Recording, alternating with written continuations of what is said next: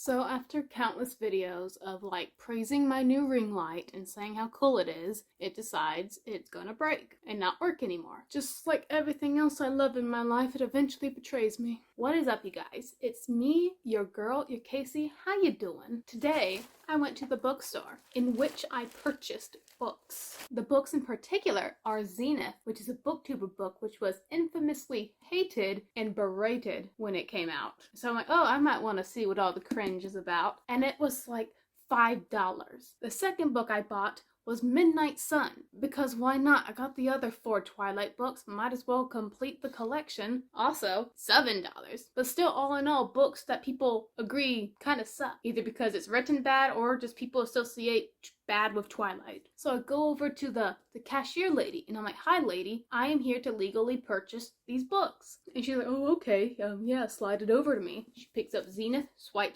She picks up Midnight Sun. She's like, oh, are you a Twilight fan? I'm like, not really. I purposely bought these books because I think I'm not gonna like them and I want to review them. That is my booktuber life. I buy books that I think I'll hate instead of actually reading books I think I'll like. What has this channel turned me into? Am I a person who just wants to rant for the content, or do I find something cathartic about expressing such negative feelings about books that I paid for? Yes, both of them, all of them. I just like to read everything. I like reading good books, and I like reading things that make me mad, because it's cathartic. But with that, I think it's a good opening to do the philosophy of reading book tag. I feel like I haven't done a tag in a while. December, November, and so why the heck not do this one? Let's get into the deep details, the dark side, the deranged madness behind the art of reading. Question 1, what's most important? A good plot, a good character, or a good message? I typically care for none of the message, especially in magical realism, where it's all about the secret, deep message layered within. Stuff like that just gets so pretentious, and I hate it. And I like to think that I am a 60-40 split between character and plot-driven reader. I need me a good plot. Most importantly, within the plot, it has to be properly paced. I don't mind if it's slow. I don't mind if it's fast. I like my thrillers really fast-paced. But as long as we're hitting all the story beats at the correct pacing and everything is just laid out beautifully, perfect. But all in all, it's the characters that make a really good book to me. Or it's what leads to a book being awful in my eyes. Let's use this moment to drag down some more magical realism. It was a beautiful book. Kafka on the Shore was a really beautiful book.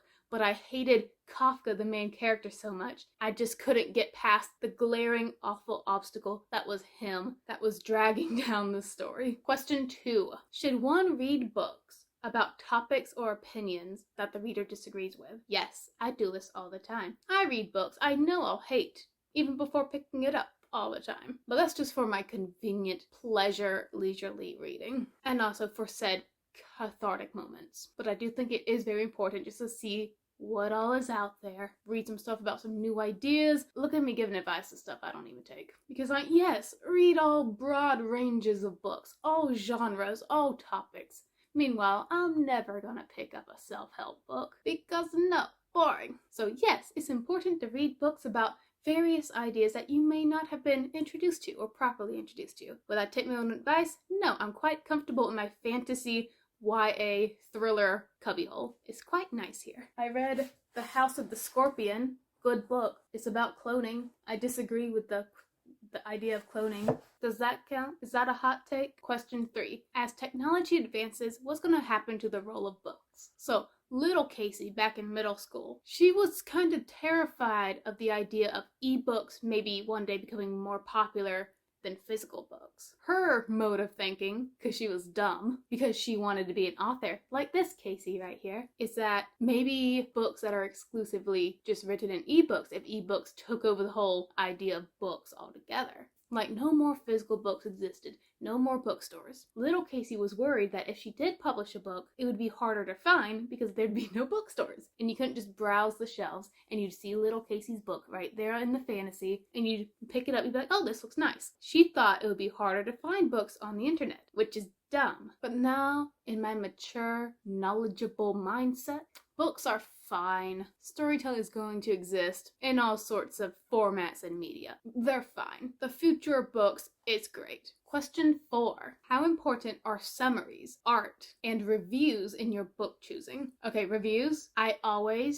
This is again tying into that awesome opening I did. If someone gets on BookTube and yells at the camera about how awful this one book was, I'm gonna pick it up. I just like getting mad at things. It's my favorite thing to do. Or maybe I'll like it. Then I can do like a little debate in my mind. Like, oh, is this one reason people hate it? But this is one reason I like it. I like saucy drama like that. And art, I'm going to classify that as like the covers. And of course, I am also a cover buyer. What I'm notoriously bad at is reading summaries, because I'm a cover buyer and just like a impulsive book picker-upper. Like, oh, There Will Come a Darkness. I've heard that's a Six of Crows ripoff. I'm gonna read that. See if it's true or not. Oh, Enchantment of Ravens. That is a beautiful cover. I don't know what it's about, but I'm gonna read it. I'm reading The Woman in the Window by A.J. Finn right now, and I got like 20% in, and then I remembered, oh wait, I haven't even read the back of the book, the summary. I don't even know what this book is going to be about. And I read the back of the book, the summary, and it didn't even help a little bit. That's thrillers for you. Thriller summaries, they don't tell you barely anything. Question 5. Should anyone ever skim or just scan through a book? Depends.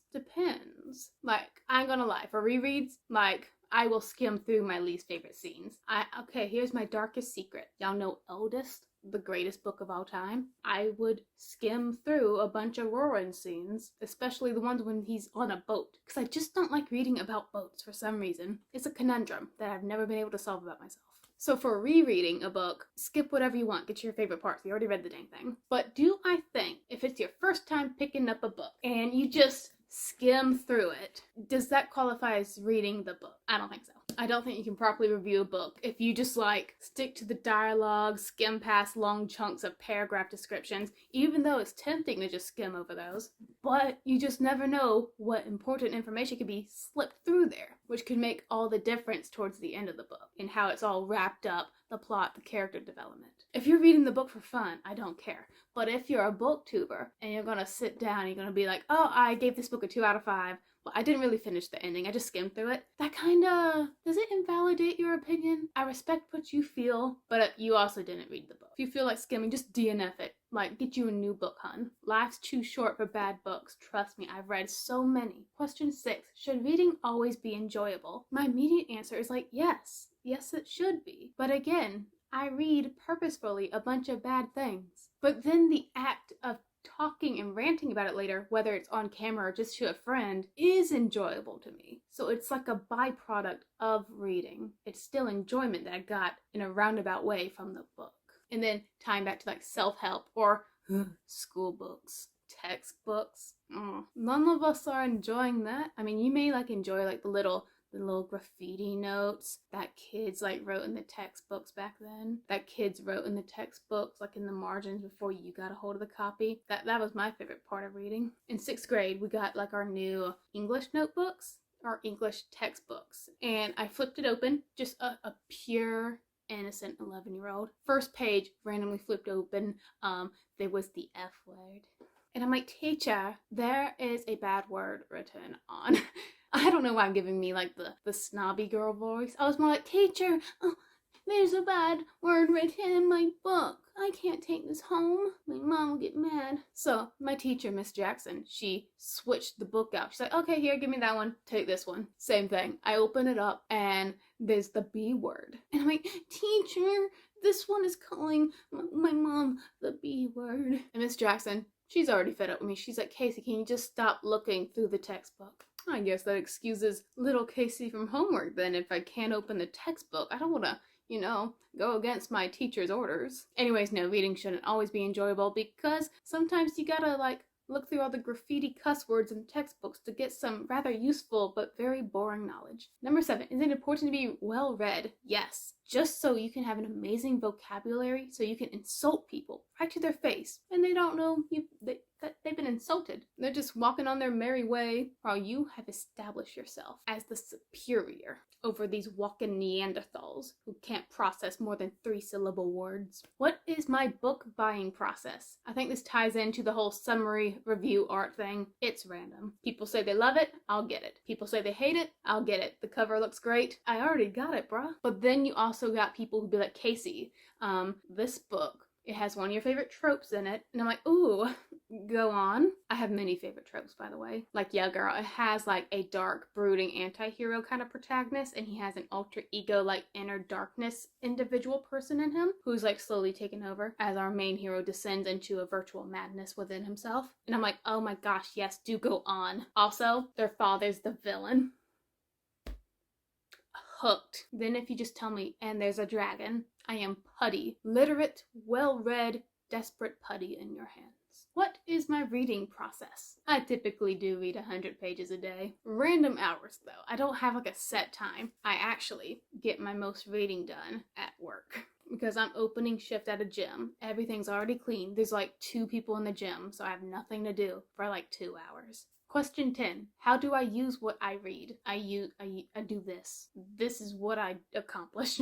Next question. If I could download a book to my brain into my hippocampus, very important thing, I think, would I still read it? That's a dumb question. If I want all this trouble of downloading a book to my brain, am I just going to ignore it? Also, how'd you do that? What are my views on rereading a book? I mentioned this before in a video on how I rate books. I rate books out of 5 stars. The 5th star is solely based on rereadability. It's very important to me. If I'm going to keep all this, if I'm going to pay money for this, I want more than one use out of it. I am super for rereading books. I have read The Inheritance Cycle, the Aragon books, many times. Some may say into the double digits. I have rediscovered and learned new things about it with every single reread. Is great. I am willing to bet that I know more about the series than Christopher Paolini. Because seriously, did you guys know? You know Murtaugh? Okay, he's written in the first 2 books as having brown hair, but in the 3rd book, he suddenly had black hair. And Christopher Paolini, when asked about this, he just said, oh, I forgot. Which I think is hilarious. But it would also totally match Murtaugh's personality, just to suddenly want to dye his hair black. What makes a book good? Okay, here's my, ingredient list for a good book, okay? Y'all gonna hate me for this, but I am a sucker for a love triangle. It's fantastic. Best books with love triangles. Shatter Me, the Grisha trilogy, A Poison, Dark, and Drowning. That book was very good with love trauma. That one was very good with this love triangle because, in love triangles, it's fairly obvious to guess who the girl is going to end up with. But that book, we had 3 love interests. The moody boy, the comic relief boy, and the childhood best friend boy. And it was hard to actually tell who she was going to end up with because she had chemistry with all of them. It was a good love book. Well done. Oh, I was on the Pinterest and I saw this little diagram of a love triangle. Why did I do it like this? This is easier. And it was saying that, love triangles aren't actually a love triangle unless one character is bisexual. It's rather just 2 guys after the girl, and the girl, they only want the girl. And it's more like the 2 dudes have backed her into a love corner. But you forget something, my friend. It is still a love triangle. Because yes, you got the girl up here, the 2 dudes are right here. So we still have a love triangle formation because we got the guy after girl, but what is uniting the 2 dudes? It is something just as passionate as love, hatred, and I love me some drama. Oh yeah, love triangle, an edgy anti-hero. I love me an edgelord. Cute animal sidekick, awesome magic fantasy system. Fantasy is my favorite genre. I want as many morally gray people as possible. And I want someone to turn evil. And it has to be this big epic betrayal. It could be your best friend, your relative. It could be the animal companion. And that right there would be the perfect book for Casey. But what makes a book bad? That's the next question. So many things. Literally, it could be bad pacing, awful character development, but I think the thing that just trips me out the most in a book is when, so picture it, we're at the ending, and I see this more in thrillers than anything else. It's when we're at the ending of a book and we still haven't guessed what's going on. We have no clue who the villain is. But it's not because it's a good book, a good twist. It's just because information has been left out for so long. But then, it's time for the finale. It's time to wrap up this mess. Then the author just suddenly info dumps every single thing that you need to solve the case before the book solves it for you, right before the reveal. And it's bad because 1, the book just info dumped everything, and 2, it cheapens the actual finale by sort of semi-spoilering it right before it happens. It's typically just a thriller thing, but that's what gets me the most. I just thought of another one. It's when characters suddenly, and I mean out of nowhere, develop mental illness. And when I say just out of nowhere develop mental illness, because you just don't suddenly develop it, I mean that the author has written a character who acts and appears neurotypical. Did I say it right? Nero. No, that's an emperor. Who acts and appears like they have no mental issues. But then all of a sudden, it's revealed that they've had it all along. I was reading a thriller. I cannot remember its name right now, but Lisa Jewell wrote it, I think. I know what the cover looks like. I'm putting it right here. There's this one character. He's a dude. I can't remember his name. Let's call him Jake. Jake acts like your normal, shy, edgy teenager. Like, normal. Like, to the point that he's very bland. There's nothing, like, noticeable standing out from him, separating from the others. But then he meets this girl who has Asperger's, and she's talking to him, and she's like, hey, do you have Asperger's? And he's like, no. But then he's like, do I? So then he goes to his dad, and he's like, hey, Dad, did I ever get, diagnosed with Asperger's? And the dad's like, oh, yeah, you did. We just never told you. And Jake is like, so that's why I have a higher, squeakier voice and I can't make eye contact with people. These are character traits that were never mentioned in the book beforehand. Never. They're honestly plot lines, plot devices that come out of nowhere and accomplish nothing. Nothing in that big Asperger reveal was actually needed in the story. It contributed nothing. Another more well-known book is Oathbringer with, no, it's a spoiler, I can't tell you who, but you know, she has DID and it came out of nowhere. Books surrounding mental health are something that I want to read about. I was super excited to read Turtles All the Way Down because it was about a main character who deals with obsessive thoughts. But in Oathbringer, the character I'm talking about, Oathbringer is book 3 in the Stormlight Archives, and we've been with this character for a long time. First book, she was, I didn't like her. No, I liked her. I liked her, but she was interrupting the point of view chapters with my boy Kaladin,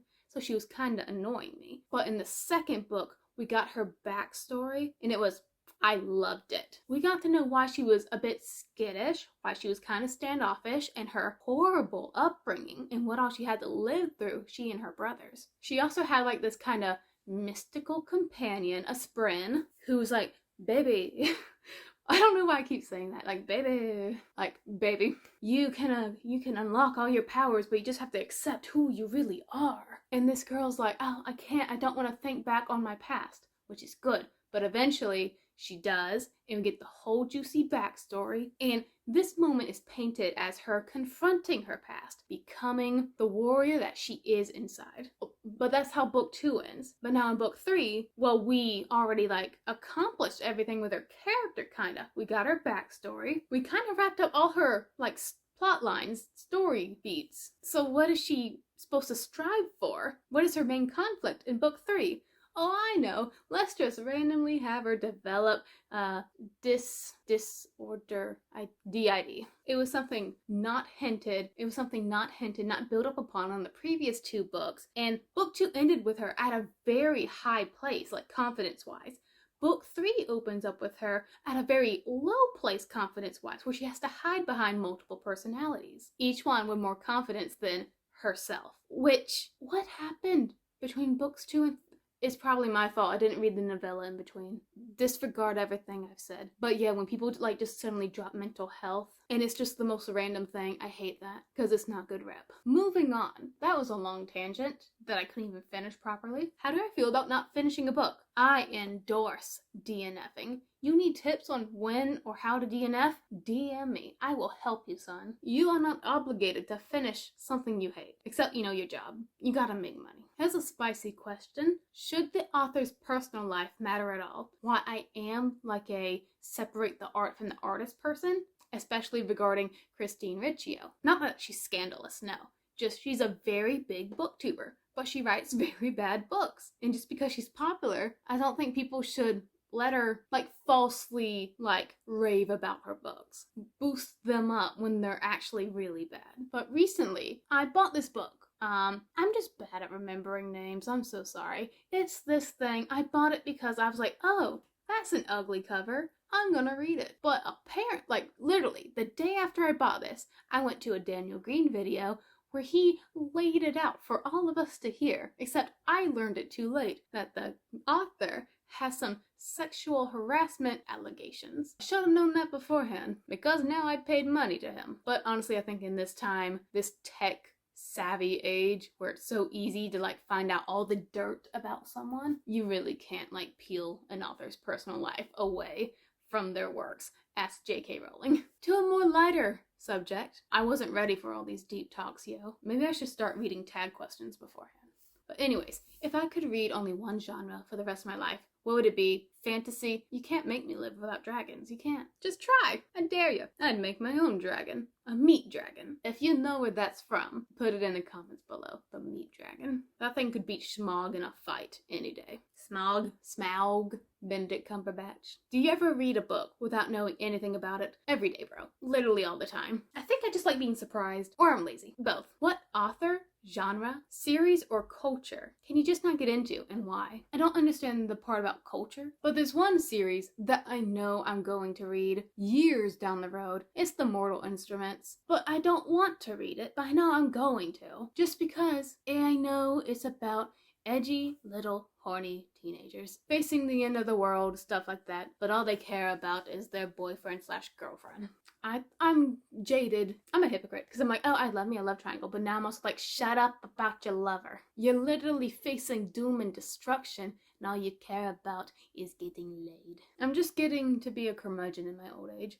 I met my brother's friend today. Man, he's like 5 years younger than me. But you know what he said the first time he saw me? He said, "How you doing, ma'am?" I honestly feel a tear in this eye right now. Is that even remotely related to what we're talking about? Anyways, Mortal Instruments. I'm not excited to read that. Last question, I promise. Do you think everybody should read? Yes. You know what I think you should read explicitly? Eldest by Christopher Paolini, best book of all time. That book expertly delivered not one, not two, not even three, but 4 plot twists, back to back to back to back, in expert craftsmanship. It changed my life. It changed my life. And if you don't read, you'll never read it, and that's your loss. Thank you guys so much for watching. I now have to figure out where, actually, no, I don't have to figure it out, because I was gonna say I have to figure out where to put these on my shelves, but I've arranged my shelves. Like, everything up here is books I've read. This is my to be read. Everything down here and below is my unread shelf. My shelf of shame. That's where these two are going. But thank you guys so much for watching, and until next time, stay ready, my friends.